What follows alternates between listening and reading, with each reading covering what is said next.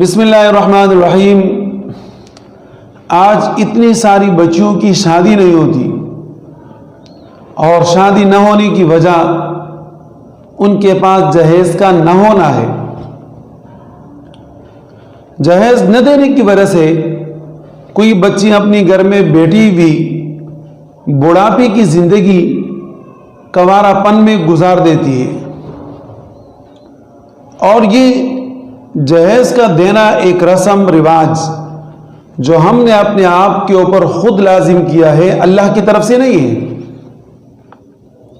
اللہ کی طرف سے جو حکم ہمارے اوپر ہے وہ میراث کا ہے، اور اس میراث کو ہم نے بالکل یہ ختم ہی کر دیا ہے کہ کسی بچی کو اس کا حق نہیں ملتا۔ اور جہیز جو ایک رسم رواج ہے، اس کے اندر پڑھ کر ہم نے اپنی بچیوں کی زندگی تباہ کر ڈالی۔ اب جہیز میں کیا ہوتا ہے کہ لوگ رشتہ داروں کے ساتھ تقابل کرتے ہیں اور ایک دوسرے کے ساتھ ضد کرتے ہیں کہ ایک رشتہ دار نے اپنی بیٹی کی شادی کروائی اور اپنی بیٹی کو 5 لاکھ کا جہیز دیا، تو لہذا جب میں اپنی بیٹی کی شادی کراؤں گا تو پھر میں نے ان کو 10 لاکھ کا جہیز کروانا ہے۔ ایک رشتہ دار نے اپنی بیٹی کی شادی کروائی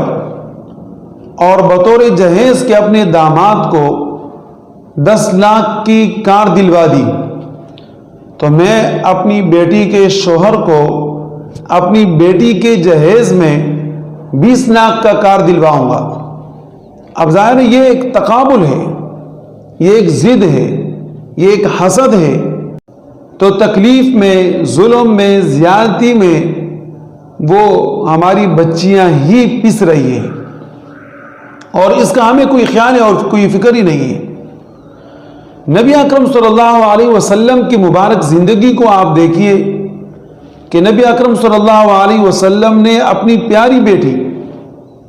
اپنی لختی جگر، جنت کی عورتوں کی سردار حضرت علی رضی اللہ تعالی عنہ کی زوجہ محترمہ حضرت فاطمہ الزہرا رضی اللہ تعالی عنہ کی جب شادی کروائی، تو نبی اکرم صلی اللہ علیہ وسلم نے ان کو ایک پلنگ، ایک بستر، ایک چادر، 2 چکیاں اور ایک مشکیزہ عطا فرمایا۔ جب تک حضرت فاطمہ الزہرا رضی اللہ تعالی عنہ کی زندگی رہی تو حضرت علی رضی اللہ تعالی عنہ نے اس میں کوئی اضافہ نہیں کیا، اسی کے اوپر ان کی زندگی گزرتی رہی۔ لیکن اگر آج ہمارے ہاں جہیز میں کوئی چیز کم آ جائے تو کسی بچی کو اتنے تانے دیے جاتے ہیں کہ وہ بچی خودکشی کے اوپر مجبور ہو کر خودکشی کر ڈالتی ہے اور اپنے آپ کو دنیا سے فنا کر دیتی۔ اور پھر یہ کہ ہم اپنی بچی کو جہیز میں دینے کے لیے سود پر پیسہ اٹھاتے ہیں، بہت سارا پیسے جمع کرتے ہیں، یا ویسے قرض اٹھا کے پھر اس کے بعد زندگی بھر اس قرض کو ادا کرتے رہتے ہیں اور زندگی ہماری گزر جاتی۔ اب دیکھیں یہ وہ چیزیں ہیں کہ جو شریعت نے ہمارے اوپر لازم نہیں کی، ہم نے اپنے آپ پر خود لازم کی اور اس تکلیف میں خود مبتلا ہو گئے۔ آج بھی عرب میں آپ جا کر دیکھیں، وہاں پر اگر کسی بچی کی شادی ہوتی ہے تو وہ بچی والوں سے نہ مکان لیتے ہیں، نہ گاڑی لیتے ہیں، اور نہ گھر کا ساز و سامان لیتے ہیں، بلکہ تمام کے تمام ساز و سامان لڑکے والے، دلہا والے دلہن کو عطا کرتے ہیں۔ گھر ہے، گھر کا سارا سامان، اور اسی طریقے سے بچی کا سارا سامان۔ آج بھی عرب والے اسی معمول کے مطابق زندگی گزار رہے ہیں اور اچھے رواج کو انہوں نے قائم اور دائم کیا ہے۔ جو اللہ رب العزت نے اس بچی کے لیے مقدر میں لکھا ہے تو وہ دوسرے گھر میں بھی اس کو مل جائے گا، اور اگر اس بچی کے مقدر میں کچھ نہیں، یا اس لڑکے کے مقدر میں، دلہا کے مقدر میں کچھ نہیں، تو وہ چاہے وہ یہاں ہو یا یہاں سے امریکہ تک چلا جائے، اس کے پاس کچھ نہیں آئے گا۔ اور یہ ایک اپنی بنائی بھی رسم جو اللہ کا حکم ہے میراث، وہ میراث ہم اپنے بچوں کو ادا نہیں کرتے، جبکہ وہ میراث دینا چاہیے، اس لیے کہ اللہ کا حکم ہے یوصیکم اللہ فی اولادکم للذکر مثل حظ الانثیین۔ اللہ رب العزت نے ہمارے اوپر لازم کیا ہے، اس بچی کا حصہ ہے آپ کے مال میں، آپ کی جائیداد میں، اس بچی کا پورا حصہ ہے،